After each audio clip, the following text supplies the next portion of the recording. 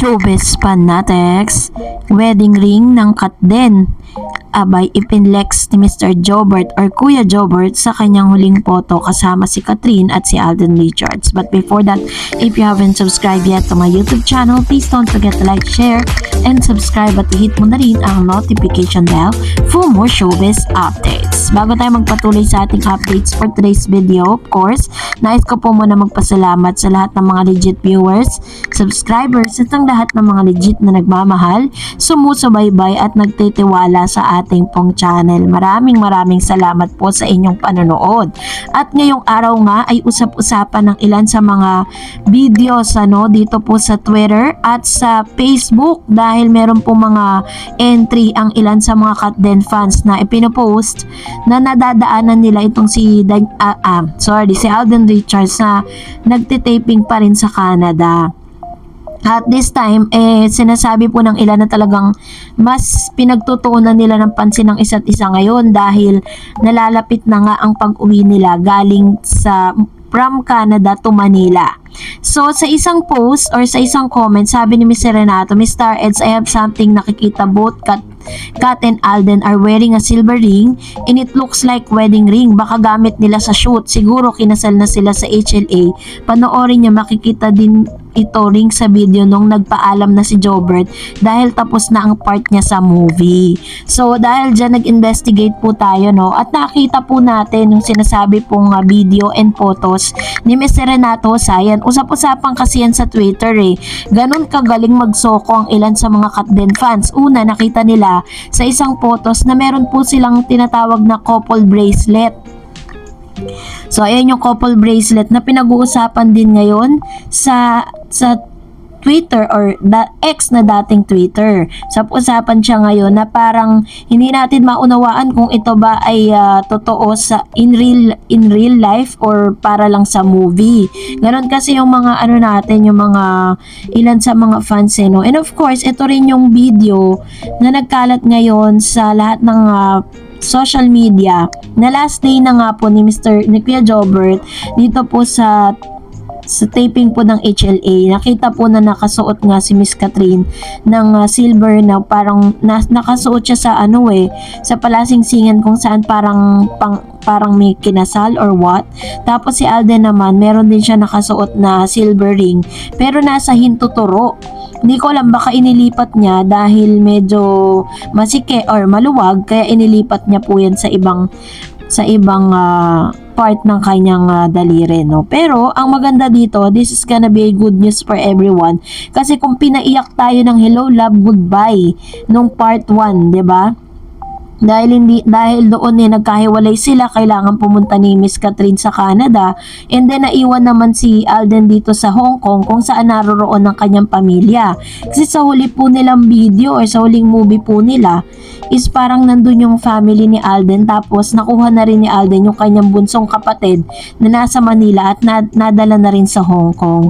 So inaasahan natin na magkakaroon nga ng magandang ending ito pong tinatawag na Hello Love Again dahil sa mga videos and mga behind the scene photos na lumalabas.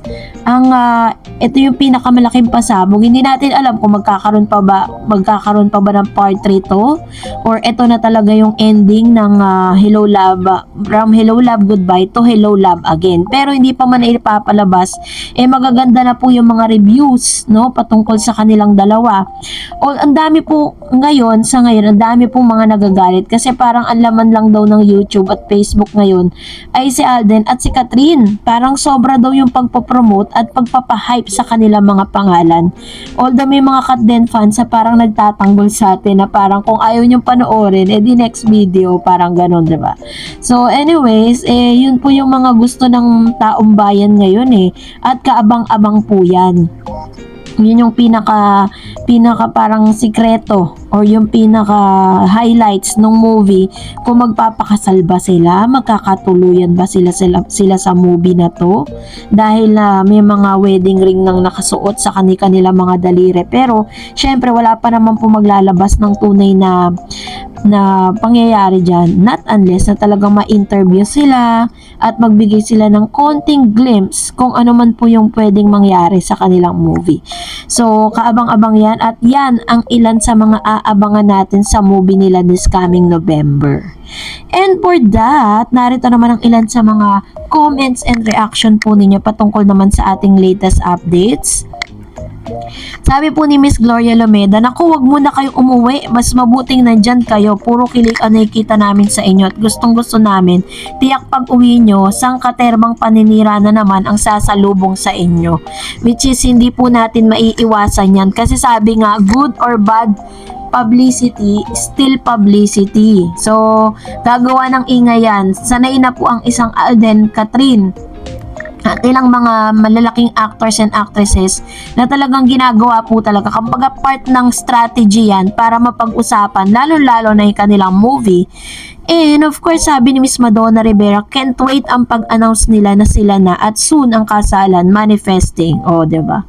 Yun yung kanyang claims. Meron pa nga po mga nagtitweet dun po sa X, na sinasabi nila na sana raw magkaroon sila ng parang collaboration sa isang magazine para rin po sa promotion ng kanilang movie, ang Metro Magazine, tsaka may isa pang magazine na binanggit, parang na may manifest or parang isa rin yan sa mga sinasabi na bagong project nila together.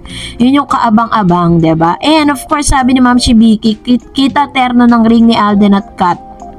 Ayun. So, yun po yung sinasabi nating ring. And also, sabi po ng isang viewers, iba talagang hatid na kilig ng Kat din. Kuhang-kuha ang kiliti ng masa. Ayan. So, ito naman yung kanyang komento patungkol sa bagay na ito. Na sana nga, maging makatotohanan na. Kasi yun ang ating pinaka wini-wish, diba? Kasi, parang deserve naman ni Miss Kat na makatagpo ng tamang lalaki para sa buhay niya. And of course, sabi ni Ma'am Shibergy, hi Ma'am Dars, a blessed Wednesday to you and to all followers of Ma'am Dars and Kat din. Thanks again Ma'am Dars for update. Oo nga, nakakahinayang ang 11 years nilang dalawa ni Miss Catherine and Daniel. But anyway, mabuti nga nagiwalay sila na hindi pa sila kasal at may anak kasi mas masakit mga Padilla lahi nila ang hiwalayan. Kaya nakita ni Lord ang puso ni Miss Catherine na pagod na kay Daniel. Kaya si God binigyan siya ng more wisdom and knowledge. Si Miss Catherine anyway. God bless Kat din. Ayan. Ito naman po yung kanyang point of view with regards to this, Kaya nga talagang better talaga na hindi pa sila dumating dun sa point na ganun. Although nagpa-plan po sila para ron, pero hindi talaga pinahintulot ng Diyos na mangyari yun, And sabi pa ni Miss Ruth Tanyag, mabuti naman at binigyan ang Kat din ng makapagpahinga ni si Direk Cathy.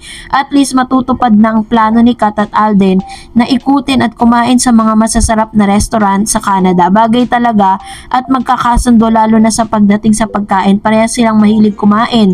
May time na rin na silang itreat ang sarili nilang dalawa.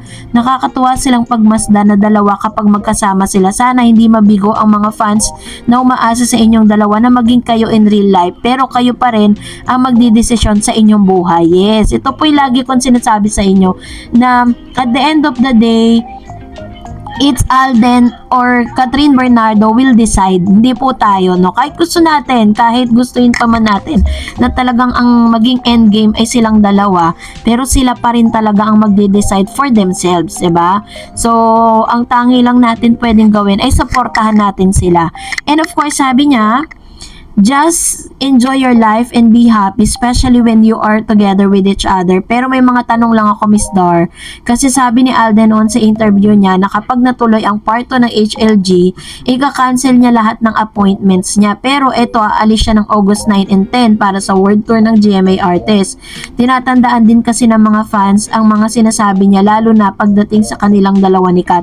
Sa bagay, Miss Dar, dahil medyo tumagal din ang desisyon ng ABS-CBN para sa sequel ng HLG, kaya tumanggap muna si Alden ng mga projects niya sa GMA at outside GMA.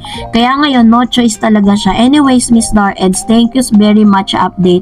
May God bless you and guide you everyday. Pati ikaw nababash na din sa pagtatanggol mo sa cut din. Ayun. Okay lang po yun. Ganun talaga ang buhay. And of course, katulad ng sinabi ni Ma'am She Ruth na prior po kasi dun sa desisyon ng ABS at ng GMA, yung pong world tour na yun ay hindi na siya pwede kasing i-cancel dahil inaasahan na siya ng ilan sa mga kababayan natin abroad. At siya talaga yung pinakamalaking actors at inaabangan ng marami mga OFW. And ganda rin po yun kasi part din po yun ng kanilang promotion para sa kanilang upcoming movie.